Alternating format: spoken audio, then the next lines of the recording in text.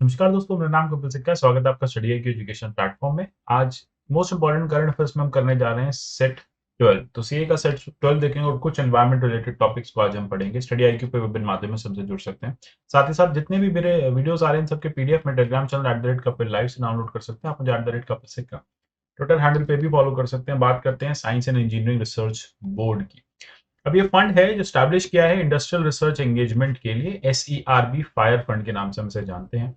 तो research initiative है, इसको SERB statutory board of department of science and technology ने इंटेल इंडिया के साथ लॉन्च किया। तो इंपॉर्टेंट बात है, इंटेल इंडिया यहाँ पे एक पार्टनर है क्या एग्जैक्टली फायर क्या है? जॉइंट गवर्नमेंट इंडस्ट्री इनिशिएटिव है। बहुत कम ऐसे गवर्नमेंट इंडस्ट्री इनिशिएटिव्स देखे जाते हैं, तो उसी में से एक है।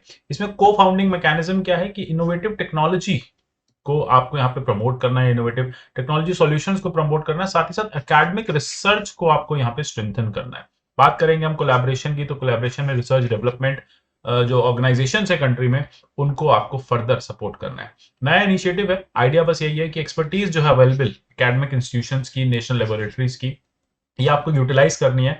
और इसको यूटिलाइज करेंगे क्या? हमारा ऑब्जेक्टिव क्या है? इंडस्ट्री स्पेसिफिक प्रॉब्लम्स जो हैं वो सॉल्व करेंगे। इंडस्ट्री के R&D को लेके कोई प्रॉब्लम है, इंडस्ट्री के डेवलपमेंट को लेके कोई प्रॉब्लम है, प्रोडक्शन को लेके कोई प्रॉब्लम है, तो वो सब रिजॉल्व की जाएंगे अकॉर्डिंगली। जब इतना सब कुछ होगा तो सोसाइटी को तो बेनिफिट आपको दिखेगा ही दिखेगा। तो इतना ही हमें जानना है इस फंड के बारे में। नेक्स्ट है nano urea liquid. Nano urea liquid क्या है? India farmer fertiliser corporation limited, इसने लॉन्च किया है वर्ल्ड का पहला नैनो यूरिया लिक्विड फार्मर्स के लिए अक्रॉस द वर्ल्ड। ये पैन वर्ल्ड बेसिस पे अवेलेबल होगा। है क्या? ये बेसिकली कन्वेंशनल यूरिया आप जानते ही हैं जो हम फार्मिंग में यूज करते हैं, उसको रिप्लेस करेगा। और एटलीस्ट जो रिक्वायरमेंट है यूरिया की लेटेस्ट से पर हेक्टेयर जो भी रिक्वायरमेंट है उसको 50% तक गिरा देगा। मतलब रिक्वायरमेंट कम होगी यूरिया की और ज्यादा से ज्यादा खेती में, कम से कम यूरिया में ज्यादा से ज्यादा उपज जो है या ज्यादा से ज्यादा प्रोडक्शन जो है हम देख पाएंगे, एग्रीकल्चर प्रोडक्शन। साथ ही साथ देखेंगे होगा क्या। देखो, बैलेंस न्यूट्रिशन प्रोग्राम एक तरह का एक्सेस यूज ऑफ यूरिया जो है वो कम कर देगा। देखो, जैसा कि हमें पता है केमिकल बेस्ड हमारा जो फार्मिंग है वो काफी ज्यादा बढ़ती जा रही है। इसकी वजह से बहुत ज्यादा इश्यूज हो रहे हैं, हेल्थ इश्यूज हो रहे हैं, एनवायरमेंटल इश्यूज हो रहे हैं। फार्मिंग में आप देखेंगे क्वालिटी इश्यूज भी हो रहे हैं हमारी जो क्रॉप्स हैं उसको लेके। अब ऐसे में क्या होगा, जब आप कम यूज करेंगे यूरिया को तो सॉइल भी देखो बेटर होगी, सॉइल की जो अपनी रीजनरेटिव कैपेसिटी है वो वापस से आएगी। साथ ही साथ क्रॉप्स जो है वो स्ट्रॉन्गर होंगी, हेल्दियर होंगी। एंड ऑटोमेटिकली जब क्रॉप्स स्ट्रॉन्गर होंगी, हेल्दियर होंगी, तो हम जब उन्हें कंज्यूम करेंगे तो हम भी बेटर होंगे। मतलब एक तरह से हम देखते हैं कि हम बहुत ज्यादा यूरिया वाला जो हम क्रॉप्स यूज करते हैं, हम इस तरह की फर्टिलाइजर वाले जब हम जितने भी फूड प्रोडक्ट्स यूज करते हैं तो उससे हमें भी बॉडीली इम्पैक्ट होता है। तो इससे क्या होगा, लॉजिंग इफेक्ट भी कम होगा और सबसे पहले लॉजिंग इफेक्ट खत्म हो जाएगा। तो इसलिए ये जो यूरिया है यूज किया जा रहा है। नेक्स्ट है नेट्रेक्स। ये क्या है? नेट्रेक्स एक हाई स्पीड ट्रैक है जो डेवलप किया जा रहा है। देखो, पूरे वर्ल्ड में कुछ ऐसे ट्रैक्स होते हैं जहां पे सुपर कार्स जो होती हैं, जो भी सुपर कार बनाने वाली कंपनीज होती हैं, हम बात करें BMW की, हम बात करें ऑडी की, ये सब अपनी गाड़ियों को टेस्ट कर पाती हैं कंज्यूमर्स तक भेजने से पहले। अब ये इंडिया में इस तरह का ट्रैक अवेलेबल नहीं था, तो इसलिए हमने क्या किया, नेक्स्ट ट्रैक जो है इसको, नेट ट्रैक्स जो है इसको अभी अभी अभी लॉन्च किया गया। एशिया का सबसे लंबा माना जा रहा है और वर्ल्ड का 5th लॉन्गेस्ट है हाई स्पीड ट्रैक। ऑटोमोबाइल के लिए है ये। अभी ये maximum speed capability high and cars की यहाँ पे टेस्ट की जाएगी, कितनी तेज ये गाड़ियां चल सकती हैं। जैसे कि आप इमेज में देख पा रहे हैं, एग्जैक्टली यही ट्रैक है। इन्हें जो नेट ट्रैक्स है, ये एशिया का लॉन्गेस्ट ट्रैक है। गोल क्या है? हाई परफॉर्मेंस व्हीकल टेस्टिंग कर पाना। यानी अब देखो इससे होगा क्या, मैन्युफैक्चरिंग हब जो है भारत भी बन पाएगा इस तरह की यूरोपियन कार्स का। यूजुअली ऐसी कार जो है वो इंडिया में नहीं बनती हैं, सब इंपोर्ट होती हैं या फिर असेंबल होती हैं इंडिया में, बाहर से बन के आती हैं। मतलब R&D की बात करें तो भारत में नहीं होता। तो ये R&D भारत में भी पॉसिबल होगा। और इसकी लोकेशन क्या है? इंदौर मध्य प्रदेश में ये लगाया गया है। और 325 किलोमीटर पर आवर की स्पीड यहाँ बताई जा रही है कि अचीव कर पाएंगे। इससे क्या होगा, maximum speed, acceleration, fuel consumption, emission test सब कुछ हो पाएगा। और ये इसीलिए इसको भारत के सेंटर में इंदौर में क्यों रखा गया, क्योंकि आप देखेंगे बहुत सारी OEM यानी ओरिजिनल इक्विपमेंट मैन्युफैक्चरर्स, OEM का मतलब होता है गाड़ियां जो ओरिजिनली जो इक्विपमेंट बनाती है, जैसे हम बात करें गाड़ी बनाती है, ठीक है, हम बात करें लैपटॉप्स बनाने वाली कंपनी, इनको OEM कहा जाता है। अब इसी केस में क्या होगा कि जो इक्विपमेंट मैन्युफैक्चरर्स हैं ये एक्सेस कर पाएंगे, क्योंकि इंदौर जो है वो कंट्री के एकदम सेंटर पॉइंट में आपको दिखेगा पड़ता है, ठीक है। तो यहां से क्या होगा कि गुजरात में अगर कोई फैक्ट्री है वो भी से एक्सेस कर पाएगी, तमिलनाडु की फैक्ट्रीज भी से एक्सेस कर पाएंगी, गुड़गांव बेस्ड फैक्ट्रीज भी से एक्सेस कर पाएंगी। इसलिए इसकी लोकेशन स्ट्रेटेजिकली इस तरह से रखी गई है। नेक्स्ट हमें जो देखना है, हमें ये बेसिकली ड्रैगन स्कल की बात करनी है, ड्रैगन मैन की बात करनी है। चाइना में इसकी डिस्कवरी हुई थी। 1,40,000 साल पुराना एक मैसिव फॉसिलाइज स्कल मिला है, जो कहा जा रहा है कि एक नई स्पीशीज हो सकती है एंशिएंट ह्यूमन की। अब ये क्या है, ये माना जा रहा है कि ह्यूमन से काफी ज्यादा क्लोज्ड है।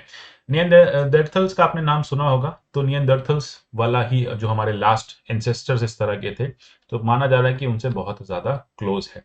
अब नाम कहाँ से डिराइव हुआ, नाम है लॉन्ग जियांग से डिराइव हुआ है, मतलब ड्रैगन रिवर।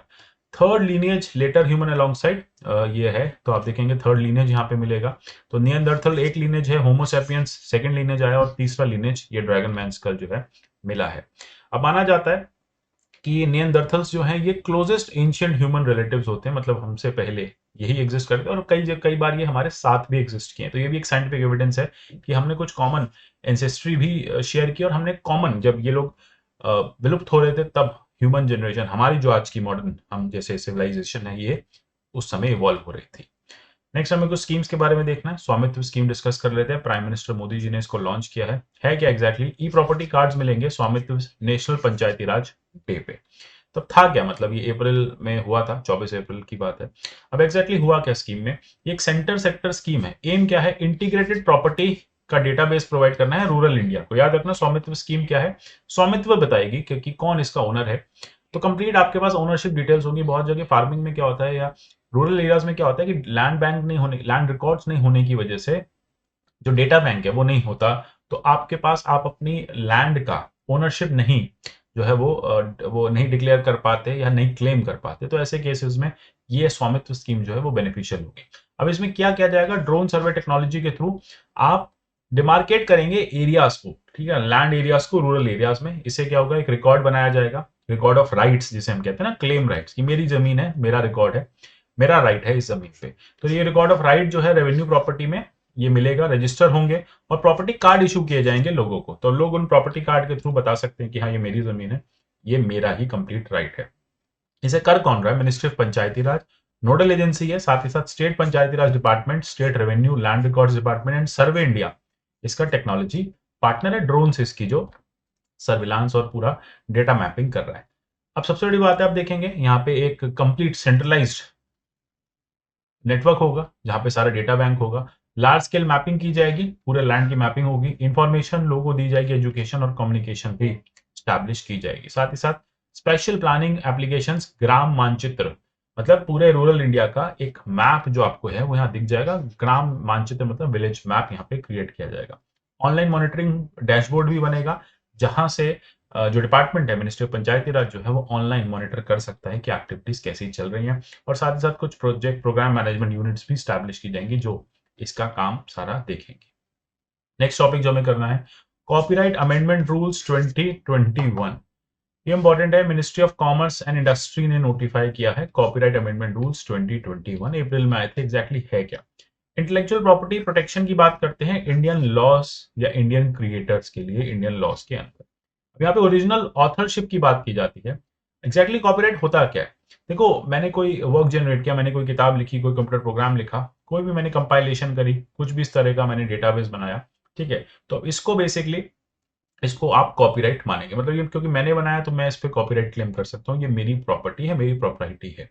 अब ये जो कॉपीराइट अमेंडमेंट रूल्स है इसमें ये कहा गया है कि जितनी भी ऑथरशिप है इनको बेसिकली आप प्रोटेक्शन देंगे, चाहे वो किसी भी फील्ड में हो, चाहे वो कंप्यूटर प्रोग्रामिंग में हो, ड्रामा में हो, आर्टिस्टिक में हो, सिनेमाटोग्राफी में हो, इनमें कंप्लीट प्रोटेक्शन दी जाएगी। अब प्रोटेक्शन में कौन कौन से राइट्स मिलेंगे, right of adaptation, right of reproduction, right of publication, right to make translation communication to public, ठीक है। तो ये सारे राइट्स जो है प्रोटेक्ट किए जाएंगे। अभी माना जाता है कि इंडिया की जो कॉपीराइट रिजीम है वो कॉपीराइट एक्ट 1957 से गवर्न होती है, और इसी के साथ कॉपीराइट रूल्स लाए गए थे 2013 में। अभी भी हमारी कॉपीराइट रिजीम जो है थोड़ी सी वीक है वेस्टर्न कंट्रीज के कंपैरिजन, हमें भी इसे स्ट्रेंथन करने की जरूरत है। और जितना ज्यादा हमारी कॉपीराइट जो स्ट्रीम है स्ट्रेंथन होगी, उतनी ज्यादा कंट्री में R&D आपको दिखेगी, लोग उतना ज्यादा इंटरेस्टेड होंगे नया कंटेंट प्रोड्यूस करने में। साथ ही साथ कॉपीराइट रूल्स को हमने 2016 में लास्ट अमेंड किया था, 2021 में फिर से अमेंडमेंट आया है। अब एग्जैक्टली इंडिया के केस में देख लेते हैं कि इंडिया किन किन कॉपीराइट ट्रीटीज का सिग्नेटरी है, जिसके चलते इंडिया को अपने कॉपीराइट लॉस को स्ट्रेंथन करना पड़ता है। बर्न कन्वेंशन की बात करें, प्रोटेक्शन करता है लिटरेरी आर्टिस्टिक वर्क का। यूनिवर्सल कॉपीराइट कन्वेंशन की बात करें, ये ओरिजिनल कंटेंट को प्रोटेक्ट करता है। सिमिलरली ट्रिप्स की हम बात करें, सबसे एक्सटेंसिव सबसे रिगरस प्रोसेस यही है। इसी के आधार पे हमारे कॉर्पोरेट लॉज जो हैं वो बने हुए हैं और हमारे रूल्स भी इसी के अकॉर्डिंग डिजाइन किए जाते हैं। देन वाइपो की कॉर्पोरेट ट्रीटी की बात करें, एक स्पेशल एग्रीमेंट है 96 कॉन्ट्रैक्टिंग पार्टीज का। वाइपो में क्या एग्जैक्टली होता है कि यहाँ पे दोनों तरह के राइट्स को डील किया जाता है, बेनिफिशियरीज के राइट्स डिजिटल एनवायरनमेंट में और प्रोड्यूसर्स के भी राइट्स। ठीक है, तो दोनों तरह के राइट्स जो यहाँ पे इंश्योर किए जाते हैं। दूसरा जो इम्पोर्टेंट है, अगर कभी पूछा जाए कि रोम कन्वेंशन किससे रिलेटेड है, तो बता देना कि रोम रोम कन्वेंशन जो है वो प्रोटेक्शन देता है परफॉर्मेंसेस को, परफॉर्मर्स के लिए, फोनोग्राम्स प्रोड्यूसर्स के लिए और ब्रॉडकास्टिंग एजेंसीज को। यानी आप जितना भी डेटा ब्रॉडकास्ट करते हैं, परफॉर्म करते हैं फोनोग्राम के थ्रू, मतलब मीडिया के थ्रू यू डिस्प्ले करते हैं, एग्जिबिट करते हैं, उस सब में अगर वो आपका कंटेंट हो, आपको रोम कन्वेंशन में बेनिफिट मिलेगा, प्रोटेक्शन मिलेगा। इंडिया जो है वो रोम कन्वेंशन का सिग्नेटरी नहीं है। दूसरा देख लेते हैं वाइपो क्या है। वर्ल्ड इंटेलेक्चुअल प्रॉपर्टी ऑर्गेनाइजेशन, अभी हमने वाइपो टर्म पढ़ा था, ये रिस्पॉन्सिबल है एक कन्वेंशन की जो jointly International Labour Organisation, United States Educational Scientific Cultural Organisation मिलकर चलाती है। ठीक है, तो एग्जैक्टली है क्या, ये वर्ल्ड की इंटेलेक्चुअल प्रॉपर्टी का कंप्लीट डेटाबेस मैनेज करती है, सारे डिस्प्यूट्स को भी रिजॉल्व करती है। आगे देखते हैं एनवायरमेंट इश्यूज में सस्टेनेबल फूड सिस्टम्स की यहाँ पे बात करेंगे। इंडिया ने पहला national dialogue agri food system पे दिल्ली में अभी रखा था। अब यहाँ पे एक्सप्लोर करना है नेशनल पाथवे को, जिससे कि एक सस्टेनेबल इक्विटेबल फूड सिस्टम जो है वो क्रिएट हो जाए। दूसरा हम देखेंगे first ever UN food system summit जो है वो सितंबर 2021 में अभी हो रही है इनफैक्ट। इसका आइडिया क्या है कि स्ट्रेटेजाइज करना है ग्लोबल एग्री फूड को स्ट्रेंथन कैसे किया जाए। देखो सबसे बड़ी बात यह है कि फूड सिस्टम्स को आपको नेशनली शेप करना है, ग्लोबली आपको एक्सेलरेट करना है प्रोग्रेस को, जिससे कि सस्टेनेबल गोल्स जो हैं, एसडीजीज जो हैं वो मैनेज हो पाए। अब इसके लिए 5 एक्शन ट्रैक आए हैं। सबसे पहले देखो ट्रैक 1, ट्रैक 2, ट्रैक 3, ट्रैक 4, 5। पहले आपको सेफ और न्यूट्रिशनस फूड सबके लिए अवेलेबल कराना है। फिर सस्टेनेबल कंजप्शन पैटर्न पे जाना है, वेस्टेज को रोकना है। नेचर पॉजिटिव प्रोडक्शन करना है आपको कि जो नेचर फ्रेंडली हो।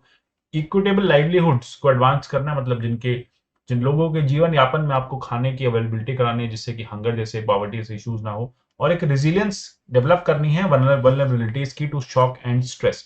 मतलब कोई भी फूड साइकिल में चेंज आ जाए, किसी भी तरह का एक्सट्रीम वेदर चेंज आ जाए, तो वहां पे भी जो वल्नरेबिलिटीज हैं, इससे हम वापस से इसे जूझ पाए, हम इससे लड़ पाए। तो इसके लिए भी इस तरह की जो एक्शन ट्रैक है वो बनानी है। तो ये 5 एक्शन ट्रैक यहाँ पे इंपॉर्टेंट हो जाते हैं।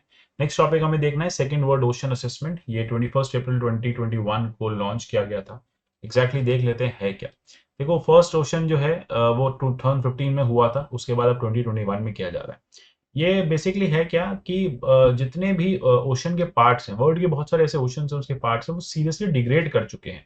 डिस्ट्रक्टिव साइकिल ऑफ डीजनरेशन वहां स्टार्ट हो चुका है। वहां की जो मरीन लाइफ है उसमें काफी ज्यादा इश्यूज हो रहे हैं। जैसे एक मरीन लिटर की हम बात करें, इसी से जुड़ा हुआ टॉपिक है, तो मरीन लिटरिंग की बात हो रही है कि बहुत ज्यादा प्लास्टिक लिटरिंग जो है वो ओशंस में हो रही है। अब इसके लिए एक मरीन लिटरिंग को खत्म करने के लिए प्रोजेक्ट लाया गया है, उसका नाम है ग्लो लिटर पार्टनरशिप प्रोजेक्ट। अब ये एग्जैक्टली है क्या, एक ग्लोबल पार्टनर प्रोजेक्ट है। ये बेसिकली जितना भी मरीन की लिटरिंग है उसको मिनिमाइज करता है। ठीक है, इस तरह के रोड मैप्स बनाता है जिससे उस लिटरिंग को रोका जा सके। अब एग्जैक्टली मरीन लिटरिंग में क्या क्या चीजें आती हैं, कोई भी persistent manufactured process solid material, ठीक है, जिसको आप सी में छोड़ देते हैं, बीचेस पे छोड़ देते हैं, और जो सीवेज के साथ, रिवर के साथ जाके डायरेक्ट इनडायरेक्टली सी में मिल जाता है। तो ये सब मरीन लिटरिंग का पार्ट है। और ये हो करता क्या है, ये मरीन पॉल्यूशन का ही एक तरीका होता है। हमें sea marine littering is nothing but a marine pollution. एक रिपोर्ट आई थी, उसने कहा था कि 8 मिलियन टन प्लास्टिक जो है वो हर साल हमारे ओशंस में चला जाता है, जो लगभग 80% डेब्री है। टोटल जो भी आप वेस्ट जाता है हमारे ओशंस में, उसका 80% जो है प्लास्टिक जाता है। और आप सब जानते हैं कि प्लास्टिक कितना ज्यादा डिट्रीमेंटल होता है मरीन लाइफ के लिए। अब प्लास्टिक बॉटल के लिए कहा जाता है कि 450 साल लग जाते हैं उसे डिग्रेड होने में। साथ ही अगर डिस्कार्डेड प्लास्टिक है तो वो हमारे पूरे के पूरे अगर आप इस तरह से प्लास्टिक को डिस्कार्ड कर करके ओशन में डालते रहेंगे, तो टोटल जितनी फिशेज हैं उससे ज्यादा आपको 2050 में वहां पे प्लास्टिक्स देखेंगे। तो ये काफी इंपॉर्टेंट बात हो जाती है। अब इनिशिएटिव्स क्या क्या लिए गए हैं इसके लिए, देखो एक अभी हमने देखा एक ओशन समिट हुई, इसके अलावा क्या इनिशिएटिव्स हैं। लंदन कन्वेंशन प्रोटोकॉल आया था 1972 में, ये पहला ग्लोबल कन्वेंशन था। आइडिया क्या था कि मरीन पॉल्यूशन को आपको यहाँ पे सेव करना है, मिनिमाइज करना है, वेस्ट डंपिंग को आपको रोकना है, बाकी मैटर्स को रोकना है। नेक्स्ट है MARPOL, international convention for prevention of pollution from ships. ये बेसिकली गार्बेज को मिनिमाइज करेगा। नेक्स्ट आगे हम देखेंगे कि इसी के साथ साथ ग्लोबल प्रोग्राम है of action for protection of marine environment from land based activities, GPA. तो ये सारे जो आइडियाज हैं ये सब क्या करेंगे, ये मरीन एनवायरनमेंट को प्रोटेक्ट करेंगे। तो इंपॉर्टेंट बात हो जाती है कि मरीन एनवायरनमेंट जो है यहाँ पे इसी तरह से प्रोटेक्ट किया जाएगा। एंड फाइनली आप जो है वो एक सस्टेनेबल लाइफस्टाइल यहाँ पे देख पाएंगे और मरीन जो लाइफ है वो भी वापस से रिवाइव हो पाएगी। तो डिग्रेडेशन चालू हो गया, इसलिए हमें अभी रिवाइवल करना पड़ेगा जल्दी से जल्दी। नेक्स्ट जो न्यूज है वो भी आपके एनवायरनमेंट से रिलेटेड, नगोया प्रोटोकॉल आपको जरूर पता होगा, उसी से रिलेटेड है। Nagoya protocol on access and benefit sharing, समझ लेते हैं एग्जैक्टली है क्या। देखो क्यों न्यूज में है, ब्राजील ने नगोया प्रोटोकॉल को साइन किया, 130वीं कंट्री है इसको साइन करने वाली। अब एग्जैक्टली नगोया कहाँ पे है, जापान में एक जगह थी। अब इसको 29 अक्टूबर 2010 में वहां पे अडॉप्ट किया गया था। ये एक सप्लीमेंट्री एग्रीमेंट था नगोया प्रोटोकॉल बायोलॉजिकल डाइवर्सिटी को लेके। कन्वेंशन ऑन बायोलॉजिकल डाइवर्सिटी में एक सप्लीमेंट्री एग्रीमेंट साइन किया गया नगोया प्रोटोकॉल। बात क्या करता है, ये कहता है फेयर एंड इक्विटेबल शेयरिंग होनी चाहिए of benefits arising out of genetic resources, यानी जो भी जेनेटिक रिसोर्सेज आते हैं उसका दुनिया भर में एक फेयर और इक्विटेबल यूटिलाइजेशन जो है वो होना चाहिए। तो ये है नगोया प्रोटोकॉल का मेन ऑब्जेक्टिव। साथ ही साथ देखेंगे national climate vulnerability assessment report है, ये किसने दिया है, डीएसटी ने दिया, department of science and technology. Exactly इस रिपोर्ट का टाइटल क्या है, climate vulnerability assessment for adaptation planning in India using a common framework, ये इस रिपोर्ट का टाइटल है। रिपोर्ट का एम क्या है कि करंट क्लाइमेट स्टेट लेवल और डिस्ट्रिक्ट लेवल वल्नरेबिलिटी को आप असेस करो इंडिया के लिए, और सबसे ज्यादा कैपेसिटी बिल्डिंग करो इन वल्नरेबिलिटी से लड़ने के लिए, किस तरह से आप इन वल्नरेबिलिटीज को मिनिमाइज कर सकते हैं और इन इश्यूज को रिजॉल्व कर सकते हैं। नेक्स्ट इंपॉर्टेंट चीज हमें यहाँ देखनी है, state of global climate 2020 report.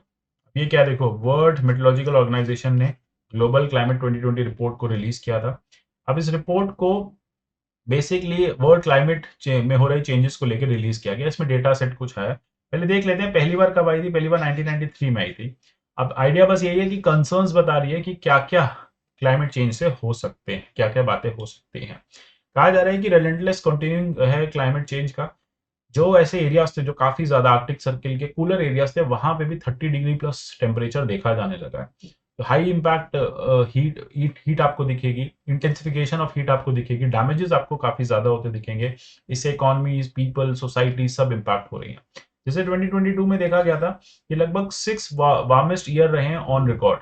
कहाँ पे, एक जगह है रशिया में, ठीक है। अब यहाँ पे इस जगह में क्या होता है, बर्कवेंस में 38 डिग्री सेल्सियस का जो टेम्परेचर है वो नोटिस किया गया, जो बहुत ज्यादा है आर्कटिक सर्किल के हिसाब से। और इस हिसाब से अगर टेम्परेचर बढ़ता रहा तो आर्कटिक सर्किल आपको बहुत जल्द मेल्ट होके किसी ओशन के फॉर्म में ही दिखेगा, ठीक है। तो वार्म वाटर्स आपको वहां दिखेंगे, तो ये एक बड़ी दिक्कत हो जाती है। अब इसमें कुछ इंडिकेटर्स दिए हैं जो इरिवर्सिबल चेंजेस के हैं ग्लोबल क्लाइमेट को लेके, ठीक है। तो ये इंडिकेटर्स जो हैं वो ये कहते हैं कि किस तरह से ग्लोबल क्लाइमेट चेंज जो है वो अब आपको इनएविटेबल दिख रहा है, आपको दिखेगा कि ये जो इरिवर्सिबल चेंज यहाँ पे हो रहा है।